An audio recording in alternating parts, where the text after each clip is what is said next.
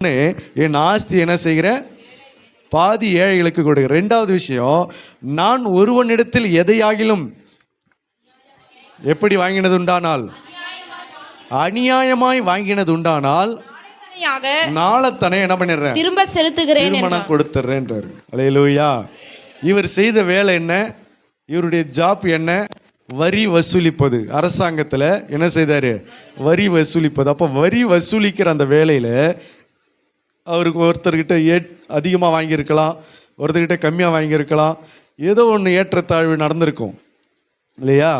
அப்போது இவர் ஆண்டவர் அறியாத போது அவர் அந்த வரிகளை எப்படி வாங்கினார் என்பது அவருக்கு தான் தெரியும்.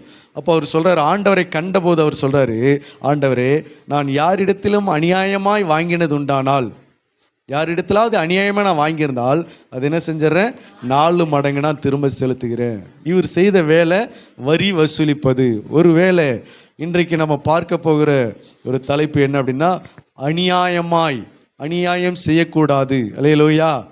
அநியாயம் நம்முடைய வாழ்க்கையில் என்ன பண்ணக்கூடாது, செய்யக்கூடாது என்பதை ஒரு சில வசன ஆதாரங்களோடு கூட நம்ம அறிந்து கொள்வோம். இவர் சகேயு செய்த வேலை என்ன அப்படின்னா, வரி வசூலிப்பது. அப்போ வரி வசூலிக்கிற அந்த வேலையில் நான் அநியாயம் செய்திருந்தால் அதை நான் திரும்ப 4 மடங்கு என்ன செஞ்சிடறேன், கொடுத்துறேன்றார். அப்போ நம்முடைய வாழ்க்கையில் என்ன செய்யணும்னா, வரி வசூலிக்கிற வேலையில் நம்ம ஒரு வேலை இருக்கிறோம் என்று சொன்னால், எந்த ஜாப்பில் நம்ம இருக்கிறோமோ அந்த வரி வசூலிக்கிற வேலை, சில பேர் என்ன செய்வாங்கன்னா வரி வசூலிப்பாங்க இல்லையா, அவங்களுக்கு அந்த மாதிரி வேலைகள் அவர்கள் செய்தால் அவங்க என்ன செய்யக்கூடாது, அதில் அநியாயம் பண்ணக்கூடாது. அல்லேலூயா. உங்ககிட்ட ஒரு பொறுப்பு வருது, உங்ககிட்ட ஒரு கலெக்ஷன் வேலையை கொடுக்குறாங்க, உங்ககிட்ட போயிட்டு ஒரு பணம் சேகரிக்கிற வேலையை கொடுக்குறாங்க. அந்த வேலை உங்களுக்கு, அந்த ஒரு ஜாப் உங்களுக்கு கிடைக்கிது அப்படின்னா, ஒரு அந்த பிஸ்னஸில் நீங்கள் இருக்கிறீங்கன்னா, அந்த வரி வசூலிக்கிற காரியத்தில் சகேயு செஞ்சது கவர்மெண்ட்டு அரசாங்க வேலையை அவர் செய்தார், அதில் அவர் வரி வசூலித்தார். இப்போ நம்ம கவர்மெண்ட் வேலையை செய்யலை, ஆனால் நம்ம எங்கேயோ சில இடங்களில் சில பேர் என்ன பண்ணுவாங்கன்னா கடையில் வேலை செய்வாங்க. கடைக்கு போய் என்ன பண்ணுவாங்க, வரி இல்லாது அவங்களுக்கு தர வேண்டிய பணத்தை என்ன பண்ணுவாங்க, அவங்க ஃபஸ்ட்டு முதல்ல வச்சுருப்பாங்க, ஃபஸ்ட்டு போய் அவங்களுக்கு கொடுத்துருப்பாங்க, அதனுடைய அமௌண்ட்டு கொஞ்சம் கொஞ்சமாக அவங்க வியாபாரம் பண்ணி கொடுப்பாங்க, அதுபோல் அவங்க வாங்கிட்டு வராங்க. அப்போ இந்த மாதிரி வரி வசூலிக்கிற வேலையில் கூட என்ன செய்யக்கூடாது, பணத்தை வசூலிக்கிறோம் இல்லையா, அது வரியாக இருக்கட்டும் இல்லை மற்ற வசூலாக இருக்கட்டும், வேறு எந்த வசூல் பண்ணுகிற எந்த காரியத்திலும் என்ன செய்யக்கூடாது, அநியாயம் செய்யக்கூடாது. ஏன் அப்படி அநியாயம் செய்தால் என்ன அப்படின்னா, நீதிமொழிகள் 10:2 சொல்லப்படுகிறது, அநியாயத்தின் திரவியம் ஒன்றுக்கும் என்ன செய்யாதான் உதவாது என்று சொல்லப்படுகிறது. அநியாயமாக சம்பாதிக்கிற எந்த சம்பாத்தியமோ என்ன செய்யாது, ஒன்றுக்கும் உதவாது. அநியாயமாக சம்பாதிக்கிற எந்த பொருளும் ஒன்றுக்கும் உதவாது. அநியாயத்தின் திரவியம் ஒன்றுக்கும் என்ன செய்யாது, உதவாது. ஒருவேளை இன்றைக்கு நீங்கள் பணம் வசூலிக்கிற வேலைகளை நீங்கள் செய்கிறீர்கள் என்று சொன்னால் என்ன செய்யணும், அதிகமாய் அதில் வாங்காமல், அநியாயமாய் வாங்காமல் அதில் நீங்கள் கவனமாக இருக்க வேண்டும். ரெண்டாவது, இந்த பண விஷயத்தில் நீங்கள் கவனித்து பார்த்தீங்கன்னு சொன்னால், மத்தேயு 20:13 வாசிச்சிங்க பார்த்தீங்கன்னா, ஒரு திராட்சை தோட்டத்துக்கு ஒரு எஜமான் தன்னுடைய ஆட்களை வேலைக்கு அமர்த்துகிறார். அப்போ வேலைக்கு அமர்த்தும் போது அங்கே அவர் என்ன செய்கிறார்னா, தன் வேலைக்காரன் அதிகமாய் கிடைக்கும் என்று எண்ணி எஜமானை பார்த்து அவர் சில கேள்விகளை கேட்கிறார். எனக்கு பின்னாடி வந்தவங்களுக்கெல்லாம் என்ன பண்ணுறீங்க, நீங்கள் கரெக்டாக அதிகமாக கொடுக்குறீங்க, எங்களுக்கு அதுக்கு முன்னாடி நாங்கள் கஷ்டத்தை, வெயிலின் கஷ்டத்தையும் பகலின் உஷ்ணத்தையும் சகித்த எங்களுக்கு அவர்களை சமமாக்கி சம்பளம் கொடுக்குறீங்களே அப்படின்னு கேட்கும்போது எஜமான் என்ன சொல்கிறார் அந்த வேலைக்காரனை பார்த்து, சிநேகிதனே, நான் உனக்கு என்ன பண்ணலை, அநியாயம் செய்யவில்லை, உன்னுடையதை நீ வாங்கி கொண்டு போ, ஒரு பணத்துக்கு நீ என் கூட என்ன பண்ணீங்க, சம்மதிச்சிங்களா இல்லையா அப்படி சொல்லி அந்த சம்பளம் கொடுக்குற வேலையில் அந்த எஜமான் சொல்கிறாரு, வேலைக்காரர்களுக்கு சம்பளம் கொடுக்குறாரு. அந்த இடத்துல எஜமான் சொல்கிறாரு, நான் உனக்கு என்ன செய்யலை, அநியாயம் செய்யவில்லை. அல்லேலூயா. ஒருவேளை நம்ம சம்பளம் கொடுக்குற இடத்துல கர்த்தர் நம்மளை வச்சிருக்கிறார் அப்படின்னு சொன்னால், சம்பளம் கொடுக்குற விஷயத்தில் நீங்கள் என்னவா இருக்கக்கூடாது, அநியாயம் செய்யக்கூடாது. எத்தனை பேர் சம்பளம் கொடுக்குறவங்களா இருக்கிறீங்க? சம்பளம் வாங்குறவங்களா தான் பாஸ்டர் இருக்கிறோம், சம்பளம் கொடுக்குற அளவுக்கு இன்னும் அப்படி இல்லையா? சம்பளம் கொடுக்குற வேலையில் கர்த்தர் இனிமேல் உங்களை வைப்பார், விசுவாசிக்கிறீங்களா? அப்படி வச்சாருன்னா என்ன செய்வீங்க, சம்பளம் கொடுக்குற இடத்துல இருந்துக்கிட்டு அநியாயம் செய்யக்கூடாது. அதில் நியாயம் செய்ய வேண்டும். நியாயமான சம்பளத்தை அவர்களுக்கு நீங்கள் என்ன செய்யணும்? கொடுக்க வேண்டும். அல்லேலூயா. ஒரு நாள் ஒரு சாதாரண ஒரு விவசாயி வந்து என்கிட்ட பேசிக்கிட்டு இருந்தார். ஒரு விவசாயி என்கிட்ட பேசிக்கிட்டு இருக்கும்போது அப்போ அந்த விவசாயி சொன்னார், ஒரு அமைச்சருடைய பேரை சொல்லி, போன அரசாங்கத்தில் அவர் அமைச்சராக இருந்தார், அந்த அமைச்சருடைய பேரை சொல்லி, அந்த அமைச்சராங்க இன்னமும் எங்களுக்கு அவங்க களை வெட்டின காசு தரணுங்கிறாங்க. லேலூயா. அந்த அமைச்சர் எங்களுக்கு இன்னும் களை எடுத்த நிலத்தில் களை எடுத்த வேலைக்கு போன அந்த கூலி காசு இன்னமும் தராமல் வச்சிருக்கிறாங்க. எப்போ? பல ஆண்டுகள் ஆயிடுச்சு. அப்போலாம் அவர் அமைச்சர் ஆகலை இல்லையா? அப்போ அவர் அமைச்சர் ஆகலை. இப்போ அவர் என்ன ஆகிட்டாரு? அமைச்சர் ஆகிட்டாரு. இன்னமும் அந்த கூலி இன்னும் அவங்களுக்கு கொடுக்கலன்றதை அவங்க நினைவுபடுத்தி இன்னமும் அவங்க பேசுகிறாங்க. அப்போ சம்பளம் வேலைக்கு சரியான சம்பளத்தை என்ன பண்ணலாம்? அவங்களுக்கு கொடுக்காம இழுத்தடிச்சிருக்கிறாங்க. அதை சம்பளம் கொடுக்காம அவங்க விட்டுட்டு இருக்கிறாங்க. சில பேர் பார்த்தீங்கன்னா வேலை வாங்கிடுவாங்க நல்லா, ஆனால் என்ன செய்ய மாட்டாங்க? வேலை வாங்கிறதுக்கு நல்லா மனசு இருக்கும், சம்பளம் கொடுக்க என்ன வராது? மனசே வராது. நாளைக்கு தரேன், அடுத்த வாரம் தரேன், அடுத்த மாதம் தரேன் அப்படின்னு சொல்லி சம்பளம் கொடுப்பதற்கு இழுத்தடிப்பாங்க, சம்பளம் கொடுப்பதற்கு தாமதிப்பாங்க. அல்லேலூயா. வேதம் சொல்லுகிறது, சூரியன் மறையிறதுக்கு முன்னாடி என்ன பண்ணிவிடு, அவங்களுக்கு சம்பளத்தை கொடுத்துரு அப்படின்னு சொல்லி ஆண்டவர் சொல்கிறார். வாசிங்க யாக்கோபு 5:4 வாசிங்க. இதில் என்ன சொல்லப்படுகிறது? யாக்கோபு 5:4. இதோ உங்கள் வயல்களை அறுத்த வேலையாட்களுடைய கூலி, உங்கள் வயல்களை அறுத்த வேலை ஆட்களுடைய கூலி உங்களால் அநியாயமாய் பிடித்து வைக்கப்பட்டு கூக்குரலிடுகிறது. அறுத்தவர்களுடைய கூக்குரல் சேனைகளுடைய கர்த்தரின் செவிகளில் பட்டது. அல்லேலூயா. அந்த கூலி அநியாயமாய் பிடித்து வைக்கப்பட்டிருக்கிறதா, அந்த கூலி கூக்குரலிடுகிறதா. அல்லேலூயா. அது கர்த்தரை நோக்கி கூப்பிடுகிறது. அப்போ ஒரு வேலை செய்தவங்களுக்கு நம்ம கூலியை நம்ம என்ன பண்ணக்கூடாது? கூலி கொடுக்குற விஷயத்தில் அநியாயம் பண்ணக்கூடாது. அதில் சில பேர் கொடுக்காம தாமதிக்கிறது ஒன்று, இன்னொன்று சில பேர் கொடுக்காம ஏமாத்துறதும் உண்டு. சில பேர் அதில் கொடுக்கறதுல பாதி எடுத்துக்கிட்டு என்ன பண்ணுறது, மீதி அப்புறம் தாரன்னு கொடுக்கறதும் உண்டு. அல்லேலூயா. ஒரு இடத்துக்கு வேலைக்கு கூட்டிகிட்டு போனால் ஒழுங்கான சம்பளம் கொடுக்கறது கிடையாது, அதில் பாதி இழுக்கடிக்கிறது. ஒரு நாள் என்ன, ஒரு நைட்டு ஃபுல்லாக ஒருத்தர் வேலை வாங்கினார், ஒரு நைட்டு ஃபுல்லாக வச்சு வேலை வாங்கினார். விடிய அவருக்கு எலெக்ஷன் வேலை செஞ்சேன். அவர் செய்யும்போது காலையில் ஆளை காணோம். அவரை தேடி கண்டுபிடிச்சி என்னங்க அப்படின்னு சொல்லி கேட்கும்போது, நீ கடைக்கு போங்க நான் வந்துடுறேன் அப்படின்னாரு. இது வரைக்கும் வரல அவர். நைட்டு ஃபுல்லாக விடிய அவருக்கு எலெக்ஷன் வேலை, சின்ன வரைகிறது வேலை செஞ்சேன், பெயிண்டிங் வேலை. அப்போ செய்யும்போது காலையில் கண்ணு மூச்சு அவர் சம்பளம் கேட்கலான்னு போன பிறகு, நீங்கள் கடைக்கு போங்க நான் வரேன் அப்படின்னாரு. இன்னைய வரைக்கும் அவர் என்ன பண்ணலை, வரவே இல்லை. அல்லேலூயா. நிறைய இடங்களில் சம்பளம் ஏமாற்றப்பட்டது உண்டு. என்னுடைய வாழ்க்கையில் செய்த கூலி தராமல் போனது உண்டு. ஒரு இடத்துக்கு இன்னொருத்தர் வேலைக்கு கூட்டிகிட்டு போனார். அங்கே கூட்டிகிட்டு போயிட்டு ஒரு வாரம் வச்சுக்கிட்டு வேலை வாங்கினார். ஒரு வாரம் வச்சு வேலை வாங்கிட்டு சம்பளம் கேட்டால் அவரும் தரல. அல்லேலூயா. இன்னமும் என்னுடைய சம்பளம் அவரால் நிறுத்தி வைக்கப்பட்டிருக்கிறது. அந்த மாதிரி கூலி கொடுக்குற விஷயத்தில் என்ன செய்யக்கூடாது? அநியாயம் செய்யக்கூடாது. நீங்கள் யாராவது கூலி கொடுக்காமல் நிறுத்தி வச்சுக்கிறீங்களா? உங்கள் நிலத்தில், உங்கள் வீட்டு வேலை, உங்கள் குடும்ப காரியத்தில் ஏதோ ஒரு யாரோ கூட்டிகிட்டு வந்து வேலை செய்ய வச்சு அவங்களுக்கு இன்னும் நீங்கள் சம்பளம் கொடுக்காமல் வச்சுக்கிறீங்களா? அந்த வசனம் மறுபடியும் சொல்லி படிங்க பார்க்கும். யாக்கோபு 5:4. இதோ உங்கள் வயல்களை அறுத்த வேலையாட்களுடைய கூலி உங்களால் அநியாயமாய் பிடிக்கப்பட்டு கூக்குரலிடுகிறது.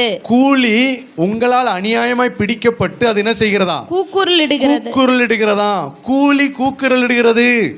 நீங்கள் தர வேண்டிய சம்பளம் கூக்குரலிடுகிறதா. அது உங்களுக்கு கேக்குதா? கர்த்தருக்கு கேக்குதா? ஒருத்தவங்களுக்கு சம்பளம் தராம வச்சிருக்கிறோம்ல, அந்த சம்பளம் யாரை நோக்கி கூப்பிடுதான்?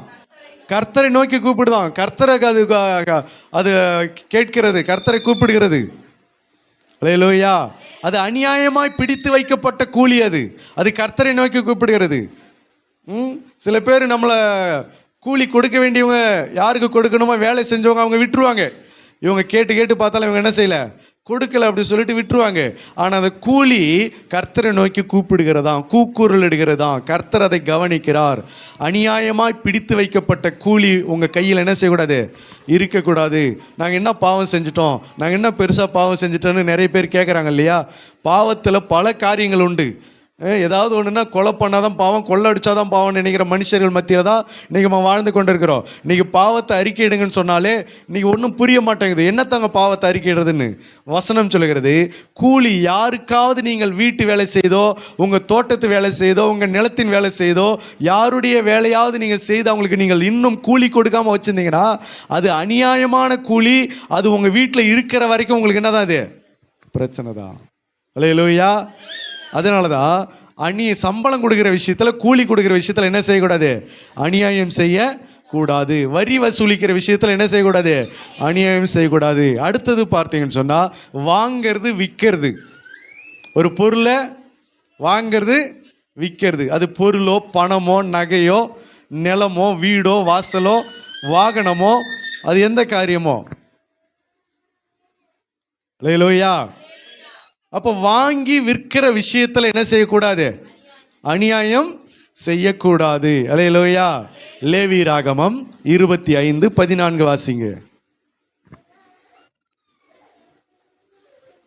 லேவியராகமம் 25:14. ஆகையால் பிறனுக்கு எதையாவது விற்றாலும், அவனிடத்தில் எதையாவது கொண்டாலும், அவனிடத்தில் எதையாவது வாங்கினாலும் ஒருவருக்கொருவர் அநியாயம் செய்யக்கூடாது. ஒருத்தருக்கு ஒருத்தர் என்ன செய்யக்கூடாது, அநியாயம் செய்யக்கூடாது. வாங்கி விற்கிற விஷயத்துல லாபம் கமிஷனு அது இது என்று சொல்லி அநியாயமா வாங்கக்கூடாது. லாபம் எல்லாத்தையுமே விற்பனை எல்லாமே லாபம் வச்சு தான் விற்கிறாங்க, வாங்குறது எல்லாமே லாபம் வச்சு தான் விற்கிறாங்க.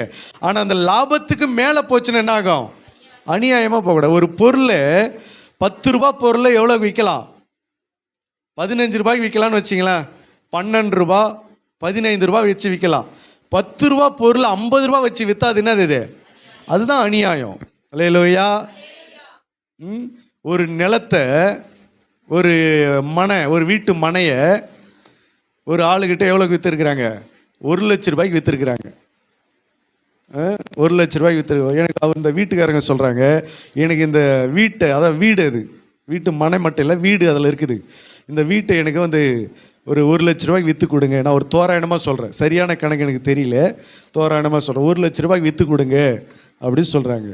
இவர் என்ன பண்ணார், அதை கொண்டு போய் 5 லட்ச ரூபாய்க்கு விற்றார். எவ்வளோக்கு, 5 லட்ச ரூபாய்க்கு விற்று 1 லட்ச ரூபாய் அவங்க கிட்ட கொடுத்துட்டு மீதி 4 லட்ச ரூபாய் இவர் எடுத்துட்டாரு. அல்லேலூயா. இது ஒரு நாள் அந்த வீட்டுக்காரங்களுக்கு தெரியுது, எவ்வளோக்கு வாங்கினாங்க எவ்வளோக்கு கொடுத்தாங்க அப்படின்னு தெரியும் போது அவங்க ரொம்ப ஜீரணிக்கவே முடியல. அல்லேலூயா. இதெல்லாம் என்னது, இது அநியாயமான வருமானம், அநியாயத்தின் திரவியம். இதெல்லாம் ஒன்றுக்கும் குடும்பத்தில் என்ன செய்யாது, உதவாது. அவங்க 1 லட்ச ரூபாய்க்கு விற்று கொடுக்க சொன்னாங்க. நீங்கள் 1 லட்ச ரூபாய்க்கு மேலே 1.5 லட்ச ரூபாய் விற்று, இல்லை 2 லட்ச ரூபா கூட விற்று ஆளுக்கு பாதி உனக்கு கமிஷன் எவ்வளோ வருதோ எடுத்துக்கிட்டு போகலாம். அதை தாண்டி இப்போ இதில் யார் வாங்கினவனும் லாபம் பார்க்கல, வேற இடத்த விற்றவனும் லாபம் இல்லை. இதில் யாருக்கு லாபம், நடுவில் நின்று வேலை பார்த்தாங்க பாரு, அவங்களுக்கு பேர் என்னது, இது புரோக்கரு, அவங்களுக்கு தான் இப்போ லாபம். இது என்னது, இது அநியாயமா, இது என்ன நியாயமா, அநியாயம். அப்போ வாங்குகிற விற்கிற விஷயத்தில் என்ன செய்யக்கூடாது, அநியாயம் செய்யக்கூடாது. அல்லேலூயா. நீங்கள் பணத்தை இதில் பொருளையோ வீட்டையோ நகையையோ ஆடுகளையோ மாடுகளையோ வாகனங்களையோ எந்த விஷயத்தில் நீங்கள் வாங்கி விற்கிற விஷயத்தில் என்ன செய்யக்கூடாது, அநியாயம் செய்யக்கூடாது. அல்லேலூயா. அல்லேலூயா. கர்த்தருடைய பிள்ளைகள் இந்த மாதிரி காரியத்தில் கவனமாக இருக்கணும். 2வது, அடுத்தது எதில் அநியாயம் செய்யக்கூடாது, நிறை, அது அளவு, நிறை. படி அளக்கிறமில்ல வீடுகளில், அவன் தானியத்தை அளக்கிறாங்க, இன்னும் மற்ற பொருளாதாரத்தை அளக்கிறாங்க இல்லையா, படி மரக்காவலெல்லாம் அளக்கிறாங்கல்ல, தராசு ஸ்கேல் எடை போடுறாங்கல்ல, இந்த மாதிரி விஷயத்தில் என்ன செய்யக்கூடாது, அநியாயம் செய்யக்கூடாது. ஸ்கேலில் கரெக்டாக இருக்க வேண்டும். வாசிங்க லேவியராகமம் 19ஆம் அதிகாரம் 35வது வசனம். லேவியராகமம் 19:35. நியாய விசாரணையிலும் நியாய விசாரணையிலும் அளவிலும் என்னது இது? அளவு. அந்த அளவு எப்படி இருக்கணும்? ஒருத்தவங்களுக்கு நீங்க அளக்குறீங்கன்னு சொன்னா அந்த அளவு எப்படி இருக்கணும்? கரெக்டா இருக்கணும். அல்லேலூயா. எங்க வீட்டுக்கு ஒரு நாள் ஒருத்தர் மீன் விற்கிறதுக்கு வந்தார்.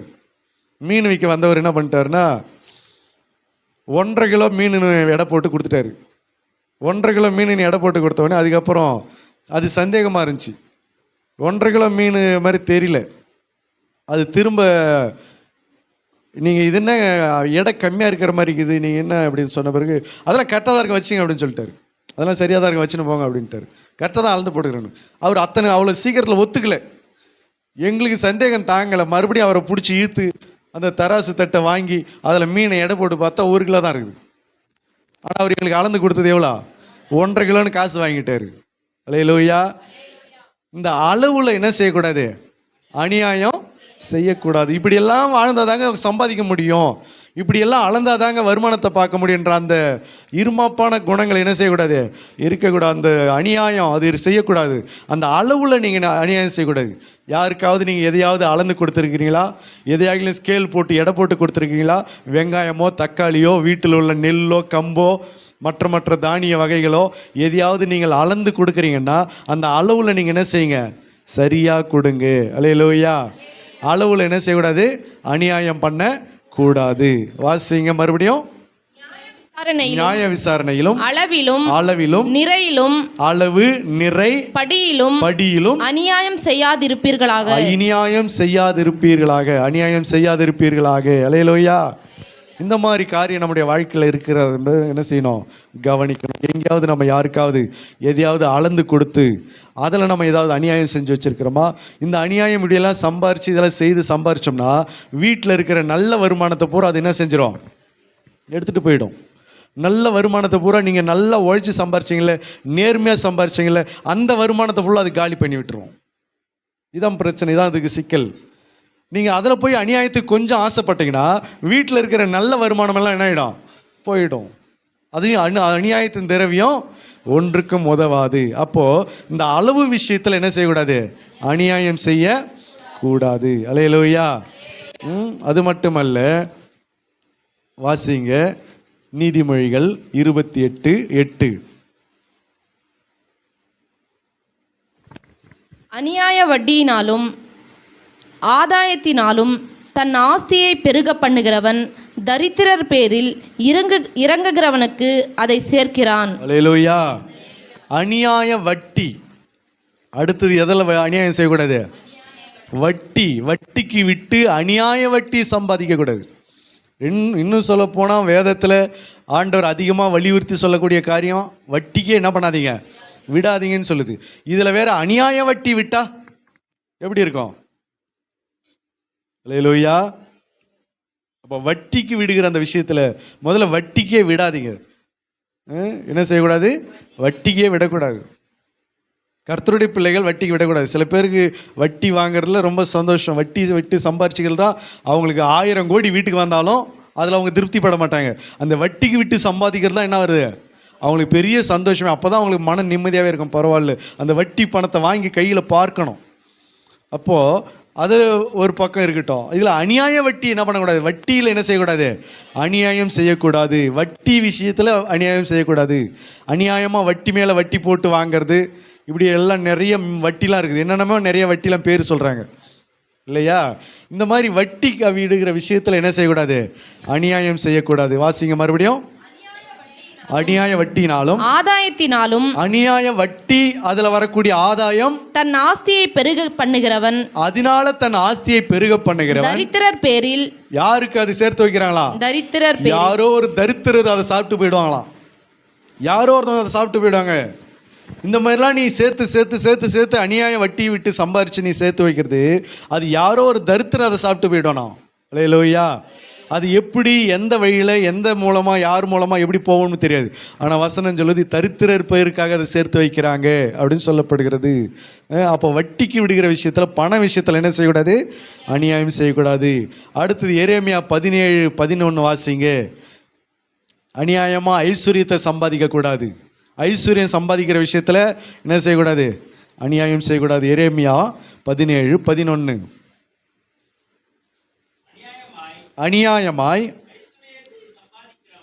அநியாயமாய் ஐஸ்வர்யத்தை சம்பாதிக்கிறவன் முட்டையிட்டு அவயங்காத்தும் குஞ்சு பொரிக்காமல் போகிற கவுதாரிக்கு சமானமா இருக்கிறார்கள் என்று வேதம் சொல்கிறது. அல்லேலூயா. அநியாயமாய் ஐஸ்வர்யத்தை சம்பாதிக்கிறவங்க முட்டையிட்டும் அடைக்காத்தும் குஞ்சு பொரிக்காம போகிற கவுதாரிக்கு என்னவா இருக்கிறாங்களாம்? சமமா இருக்கிறாங்கன்னு வசனம் சொல்லுது. அல்லேலூயா. ஏன் அப்படின்னு சொன்னா, சில நேரங்களில் கவுதாரி முட்டை இட்டுட்டு போயிடும். அந்த முட்டையை கொண்டு வந்து கோழி கூட வச்சு என்ன பண்ணுவாங்க? அதை அடைக்காக்க வைப்பாங்க. பார்த்துக்கிறீங்களா அதெல்லாம்? ஆகினால இந்த மாதிரி கவுதாரி வேலைலாம் பார்க்கக்கூடாது. எப்படி? அநியாயமாக ஐஸ்வர்யத்தை சம்பாதிக்க போய் அதை ஒன்றுமில்லாமல் நம்ம வீணாக்கிறபடி என்ன செய்யக்கூடாது? சம்பாதிக்கக்கூடாது. ஐஸ்வர்யத்தை சம்பாதிக்கிறதுக்கு அநியாயம் செய்யக்கூடாது. நமக்கு ஐஸ்வர்யம் தேவைதான். ஐஸ்வர்யம் நமக்கு, நம்ம குடும்பத்துக்கும், பிள்ளைகளுக்கும், எதிர்காலத்துக்கும், சந்ததிக்கும் தேவைதான். ஆனால் அந்த ஐஸ்வர்யத்தை சம்பாதிக்கிறதுக்கு அதில் என்ன செய்யக்கூடாது? அநியாயம் செய்யக்கூடாது. அப்படி அதில் அநியாயம் செஞ்சீங்கன்னா அந்த அநியாயம் கர்த்தர் என்ன செய்ய மாட்டார்? ஏற்றுக்கொள்ள மாட்டார். அது ஒன்றும் இல்லாமல் உதவாமல் போய்விடும். அல்லேலூயா. அது மட்டுமல்ல, வருமானத்தில் அநியாயம் செய்யக்கூடாது. வாசிக்கலாம், நீதிமொழிகள் 16:8. நீதிமொழிகள் 16:8. அநியாயமாய் வந்த அதிக வருமானத்திலும் நியாயமாய் வந்த கொஞ்ச வருமானமே உத்தமம். அதிக வருமானத்துக்கு ஆசைப்பட்டு அதில் என்ன பண்ணாத? அநியாயம் பண்ணாத, அநியாயம் செய்யாத. அல்லேலூயா. ஏன் அப்படின்னா, பண ஆசை எல்லா தீமைக்கும் வேறா இருக்கிற. அதனால அநியாயம், வட்டி விட்டு ஆதாயம் தேடாத, ஐஸ்வர்யத்தை சம்பாதிக்கிறதுக்கு அநியாயம் பண்ணாத, வருமானத்தை சம்பாதிக்கிறதுக்கு அதில் என்ன செய்யாத? அநியாயம் பண்ணாத. அதில் நேர்மையான விதத்தை தவிர வேற எது நடந்தாலும் அது அநியாயம் இல்லையா? அல்லேலூயா. கர்த்தருக்கு விரோதமாக உன்னுடைய வருமான விஷயத்தில் கர்த்தருக்கு விரோதமாக உன்னை நடக்கிறது அப்படின்னு சொன்னால் அது அநியாயமாக மாறிடும். அது உனக்கு ஆசீர்வாதமாக இருக்காது. அல்லேலூயா. அது நம்ம குடும்பத்தில் நிறைய பிரச்சனைகளை ஏற்படுத்தும், நிறைய போராட்டங்களை கொண்டு வரும். ஆகையினால இந்த மாதிரி அநியாயத்தினால ஐஸ்வர்யத்தை சம்பாதிக்கிறதுக்கு ஆதாயம் தேடக்கூடாது. அல்லேலூயா. அதுக்கு தான் யோவான் ஸ்நானகன் இப்படி பிரசங்கம் பண்ணார். உங்கள் சம்பளமே உங்களுக்கு போதும் என்று இருங்கள். உங்கள் சம்பளமே போதும் என்று இருங்கள். சாராயம் விற்று சம்பாதிக்கிறது, பாக்கு, பீடி, சிகரெட்டு விற்று சம்பாதிக்கிறது, இன்னும் மற்ற போதை, கஞ்சா பழக்க அந்த காரியத்தெல்லாம் விற்று சம்பாதிக்கிறது, இல்லீகலான பிஸ்னஸ் பண்ணி அதை சம்பாதிக்கிறது, இப்படி நிறைய மோசடி பண்ணி சம்பாதிக்கிறது. இதெல்லாம் வந்து அநியாயத்தின் திரவியங்கள், அநியாயத்தின் வருமானங்கள், அநியாயத்தின் ஐஸ்வர்யங்கள். இதெல்லாம் சம்பாதிக்கிறவங்க நல்லா தானே இருக்கிறாங்க அப்படின்னு நீங்கள் சொல்லக்கூடாது. அதை நீங்கள் கர்த்தருடைய பிள்ளைகள் என்ன பண்ணக்கூடாது? சொல்லக்கூடாது. மற்றவங்க வேணால் சொல்லலாம். ஏன்னா அதனுடைய விளைவு அவங்களுக்கு இப்போ தெரியாது. என்னைக்காவது ஒரு நாள் என்ன செய்வார்? கர்த்தர் அவங்கள நியாயம் தீர்ப்பார். ஆகையினால அநியாய வருமானத்தை சம்பாதிச்சு அதில் வாழ்ந்து சுகபோகமாக இருக்கிறவங்க இருக்கட்டும். ஆனால் கர்த்தருடைய பிள்ளைகள் இந்த விஷயத்தில் என்னவா இருக்கணும்? கவனமாக இருக்கணும். எந்தெந்த விஷயத்தில்? சம்பளம் கொடுக்குற விஷயத்தில், சம்பாதிக்கிற விஷயத்தில், வட்டிக்கு விடுகிற விஷயத்தில். அப்படின்னா உங்களை வட்டிக்கு விட சொல்லலை, வட்டிக்கு விடாதீங்க. உங்கள் சம்பளமே உங்கள்